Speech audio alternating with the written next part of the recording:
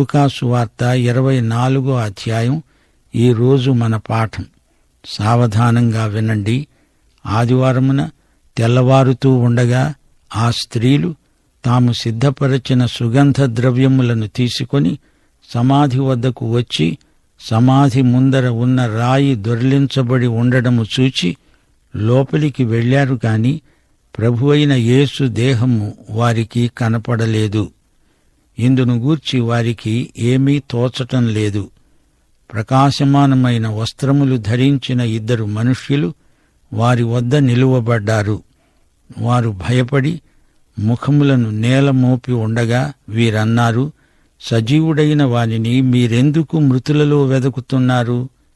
ఆయన ఇక్కడ లేడు, ఆయన లేచి ఉన్నాడు. ఆయన ఇంకా గలిలయలో ఉన్నప్పుడు మనుష్య కుమారుడు పాపిష్ఠులైన మనుష్యుల చేతికి అప్పగించబడి సిలువ వేయబడి 3వ దినమందు లేవవలసి ఉన్నదని ఆయన మీతో చెప్పిన మాట జ్ఞాపకము చేసుకోండి అని వారితో అన్నారు. అప్పుడు వారాయన మాటలు జ్ఞాపకం చేసుకున్నారు. సమాధి వద్ద నుండి తిరిగి వెళ్లి ఈ సంగతులన్నీ 11 శిష్యులకు తక్కిన వారికందరికీ తెలియచేశారు. ఈ సంగతులు అపొస్తలులతో చెప్పిన వారెవరనగా మగ్దలేనే మరియా, యోహన్నా, యాకోబు తల్లి అయిన మరియా, వారితో కూడా ఉన్న ఇతర స్త్రీలు. అయితే వారి మాటలు వీరి దృష్టికి వెర్రి మాటలుగా కనపడ్డాయి గనుక వీరు వారి మాటలు నమ్మలేదు. అయితే పేతురు లేచి సమాధి వద్దకు పరిగెత్తుకొని పోయి వంగి చూడగా నారబట్టలు మాత్రము విడిగా కనపడ్డాయి. అతడు జరిగిన దానిని గూర్చి ఆశ్చర్యపడుతూ ఇంటికి వెళ్ళాడు. సోదరీ సోదరులారా, ఈ స్త్రీలు సుగంధ ద్రవ్యాన్ని తెచ్చారు గాని అక్కడ యేసు భౌతిక కాయం లేదు గనుక ఈ పరిమళ ద్రవ్యాలన్నీ వృధా. ఒకసారి మరియా యేసు పాదాలను అచ్చ జటామాంసి అత్తరుతో అభిషేకిస్తూ ఉంటే యూదా అన్నాడు, ఎందుకీమె ఈ విలువైన అత్తరు వృధా చేస్తున్నది? అవును, అప్పుడు ఆమె చేసింది వృధా కాదు గాని ఇప్పుడు ఈ స్త్రీలు ఈ సుగంధ ద్రవ్యాలను వృధా చేశారు. యేసు బయటికి రావడానికి రాయి ఆటంకం కాదు, దర్శకులు లోపలికి వెళ్లి చూచి నమ్మేటందుకు రాయి దొర్లించబడింది. మృతుల మధ్య సజీవుణ్ణి ఎందుకు వెదుకుతున్నారు? సమాధి దగ్గరికి స్త్రీలెందుకు వచ్చారు? పేతురు, యోహాను ఎందుకు పరిగెత్తుకుంటూ వచ్చినట్లు? మృతుల మధ్య మృతులను వెతకటానికా? గాని యేసు సజీవుడు, సజీవుణ్ణి మృతుల మధ్య వెతకటం అవివేకం. యేసు మృతులలో నుండి లేచాడని వారు నమ్మలేదు. దేవుడు చెప్పిన మాట విన్నారు గాని నమ్మలేదు. స్త్రీలు వచ్చి చెప్పినా వారు నమ్మలేకపోతున్నారు. యేసు పునరుత్థానాన్ని నమ్మని వారిలో అపొస్తలులే అగ్రగణ్యులు అనిపించింది. ముందుగా యోహాను నమ్మాడు, ఆ తరువాత గాని పేతురు నమ్మలేదు. వారు వాక్యాన్ని విని మరిచిపోయారు. ప్రియ సోదరుడా, సోదరి, నీ సంగతేమిటి? వాక్యాన్ని వినాలి. విన్నది జ్ఞాపకం ఉండేటట్లు పరిశుద్ధాత్మే నీకు సహాయం చేస్తాడు. రాయి దొర్లించబడింది, యేసు దేహం అక్కడ లేదు. స్త్రీలు కంగారు పడిపోతున్నారు. ఎందుకు? ఆయన మాటను, ఆయన వాక్యాన్ని వారు మరిచిపోయారు. ఈ రోజున దేవదూతలు వచ్చి ఆయన వాక్యాన్ని మనకు జ్ఞాపకం చెయ్యనక్కర్లేదు. ఆ పని పరిశుద్ధాత్మే చేస్తున్నాడు. యోహాను సువార్త 14వ అధ్యాయం 26వ వచనం ప్రభు అన్నాడు, ఆదరణకర్త అనగా తండ్రి నా నామమున పంపబోయే పరిశుద్ధాత్మ సమస్తమును మీకు బోధించి నేను మీతో చెప్పిన సంగతులన్నిటినీ మీకు జ్ఞాపకం చేస్తాడు. లూకా సువార్త 24వ అధ్యాయం 13 నుండి 35వ వచనం వరకు దేవుని వాక్యాన్ని వారు నేర్చుకున్నారు. ఎమ్మాయు మార్గంలో అది మొబైల్ బైబిలు బడి. ఇదిగో, ఆ దినమందే వారిలో 2 యెరూషలేమునకు ఆమడ దూరమున ఉన్న ఎమ్మాయు అనే ఒక గ్రామానికి వెడుతూ జరిగిన ఈ సంగతులన్నిటిని గూర్చి ఒకరితో ఒకరు సంభాషించుకుంటూ ఉన్నారు. వారు సంభాషిస్తూ ఆలోచించుకుంటూ ఉండగా యేసు తానే దగ్గరికి వచ్చి వారితో కూడా నడిచాడు. అయితే వారాయనను గుర్తుపట్టలేకుండా వారి కన్నులు మూయబడ్డాయి. ఆయన వారిని అడిగాడు, మీరు నడుస్తూ ఒకరితో ఒకరు చెప్పుకుంటున్న ఈ మాటలేమిటి? వారు దుఃఖముఖులై నిలిచారు. వారిలో క్లెయోపా అనేవాడు ఆయనను ప్రశ్నించాడు, యెరూషలేములో బస చేస్తూ ఉండి ఈ దినములలో అక్కడ జరిగిన సంగతులు నీవు ఒక్కడివే ఎరుగవా? అవి ఏవి అని అడిగాడాయన. వారన్నారు, నజరేయుడైన యేసును గూర్చిన సంగతులే. ఆయన దేవుని ఎదుట, ప్రజలందరి ఎదుట క్రియలో వాక్యములో శక్తిగల ప్రవక్త అయి ఉన్నాడు. మన ప్రధాన యాజకులు, అధికారులు ఆయనను ఏలాగు మరణశిక్షకు అప్పగించి సిలువ వేయించారో నీకు తెలియదా? ఇశ్రాయేలును విమోచింపబోయేవాడు ఈయనే అని మేము నిరీక్షించి ఉన్నాము. ఇదిగాక ఈ సంగతులు జరిగి నేటికి 3 దినములైంది.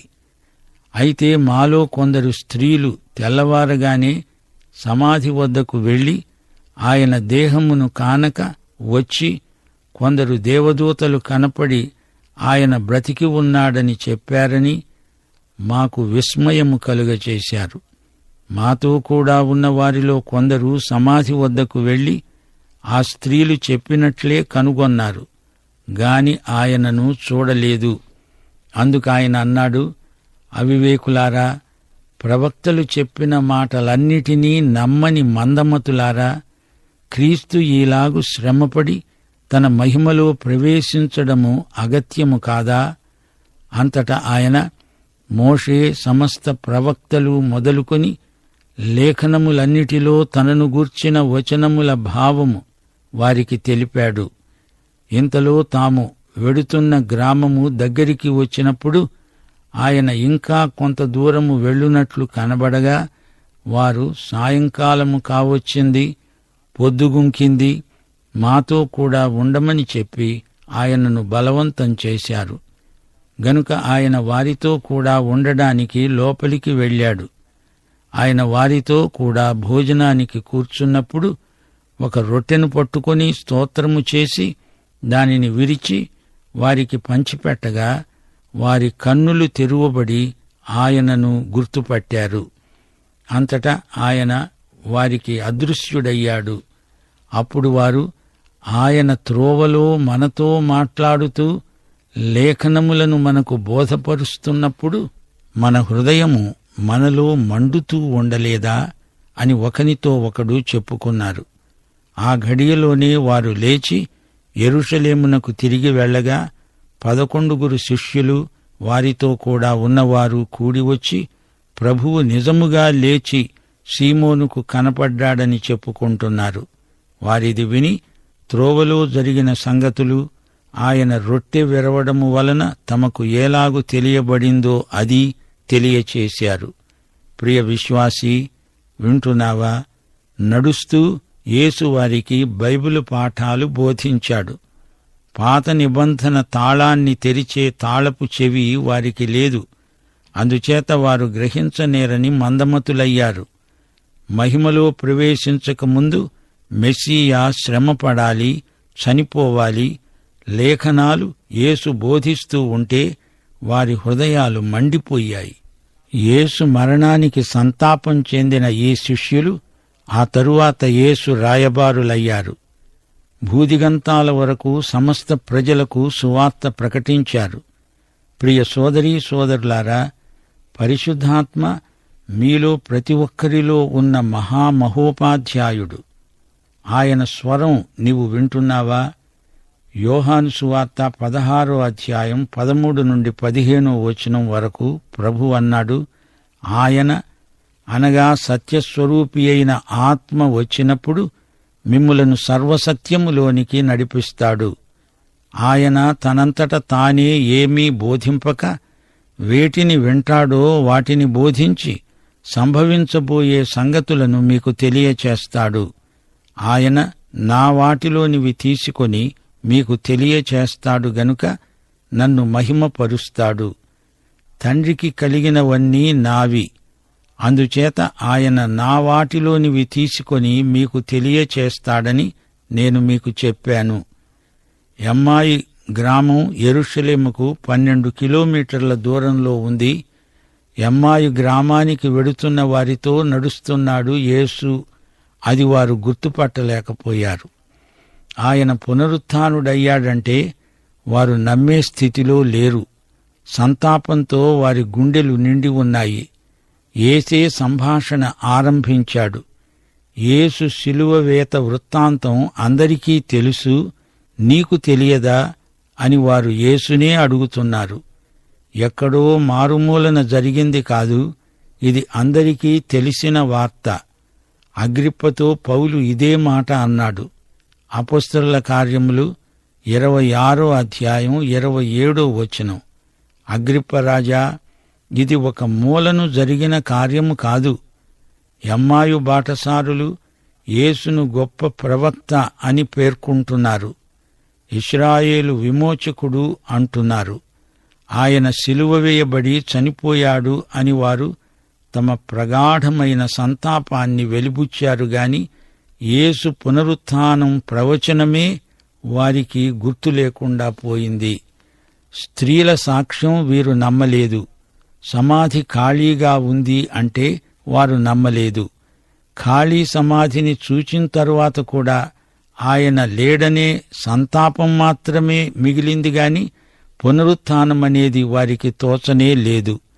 యేసు వీరికి తన కాళ్ళు చేతులలో శిలువ మేకుల గుర్తులు చూపలేదు గాని వారికి లేఖనాలను జ్ఞాపకం చేస్తున్నాడు. ప్రవక్తలు చెప్పింది నమ్మని మందమతులారా అని ప్రభువు వారిని గద్దించాడు. దేవుని వాక్యాన్ని నమ్మని వారు దేవుణ్ణి నమ్మనట్లే. వాక్యానుసారంగా జీవించడమే భక్తి. దేవుని వాక్యాన్ని నమ్మితే అది అర్థవంతమవుతుంది. కాని కొందరు అర్థం కావటం లేదని చదవరు. ప్రభువే మన మనోనేత్రాలు వెలిగించాలి. లేకపోతే వాక్య సత్యాలు ఒక పట్టాన అర్థం కావు. పరిశుద్ధాత్మ దారి చూపకపోతే వాక్య భూమిలో మనం ప్రయాణించలేము. నీ వాక్యమందలి ఆశ్చర్యకరమైన విషయాలు నేను చూడగలుగునట్లు నా కన్నులు తెరువు అని దావీదు ప్రార్థించాడు. లూకాసు వార్త 24వ అధ్యాయం 36 నుండి 45వ వచనం వరకు దేవుని వాక్యమును గైకొనడం ఎంత ముఖ్యమో మనం గుర్తించగలం. వారు ఈలాగు మాట్లాడుతూ ఉండగా ఆయన వారి మధ్యన నిలిచి, మీకు సమాధానమగునుగాక అని వారితో అన్నాడు. అయితే వారు దిగులుపడి భయాక్రాంతులై భూతము తమకు కనపడిందని తలంచారు. అప్పుడాయన అన్నాడు, మీరెందుకు కలవరపడుతున్నారు? మీ హృదయములలో సందేహములు పుట్టనేలా? నేనే ఆయనను అనడానికి నా చేతులను నా పాదాలను చూడండి, నన్ను పట్టి చూడండి. నాకున్నట్లుగా మీరు చూస్తున్న ఎముకలు మాంసము భూతమునకు ఉండవు అని చెప్పి తన చేతులను పాదాలను వారికి చూపాడు. అయితే వారు సంతోషము చేత ఇంకా నమ్మకుండా ఆశ్చర్యపడుతూ ఉండగా ఆయన, ఇక్కడ మీ వద్ద ఏమైనా ఆహారమున్నదా అని వారిని అడిగాడు. వారు కాల్చిన చేప ముక్కను ఆయనకిచ్చారు.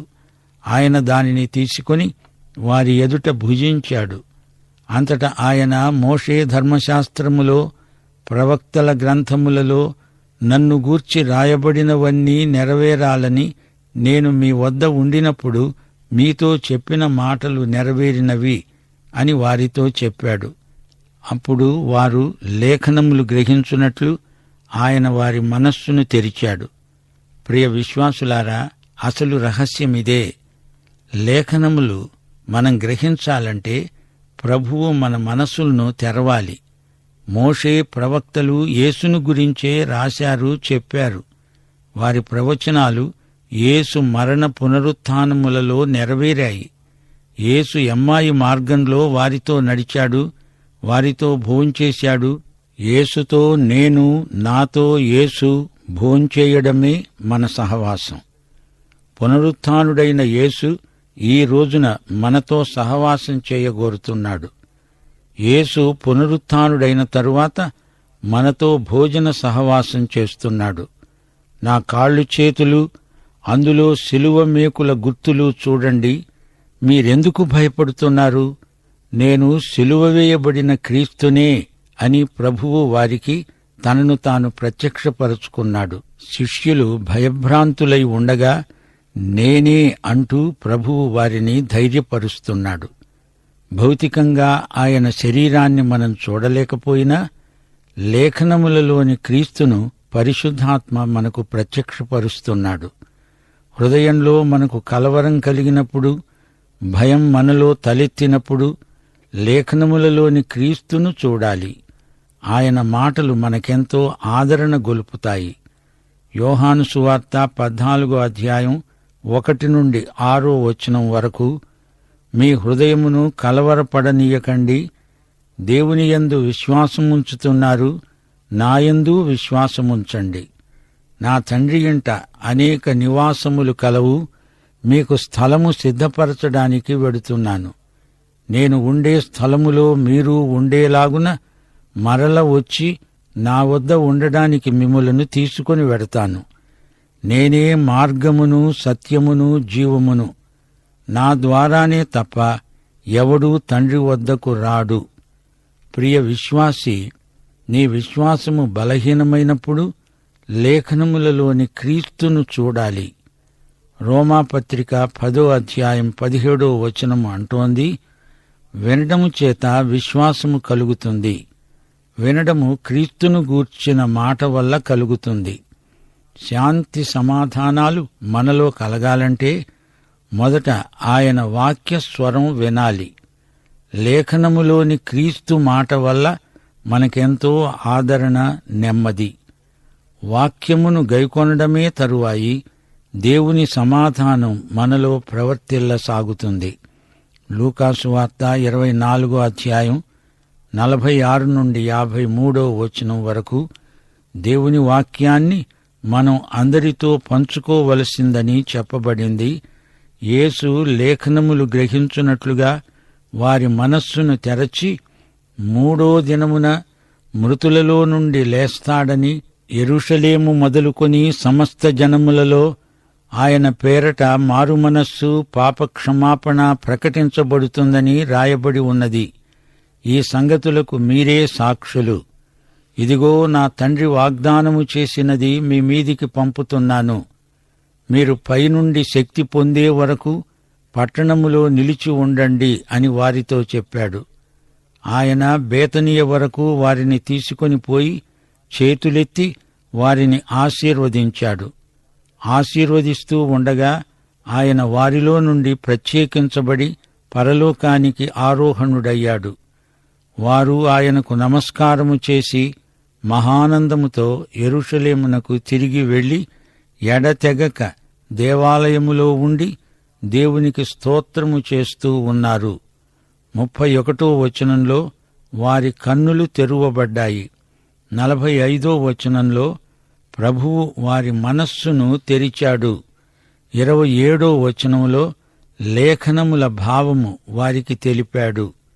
లేఖనాలు గ్రహించాలంటే యేసు మన మనస్సును వెలిగించాలి, తెరవాలి.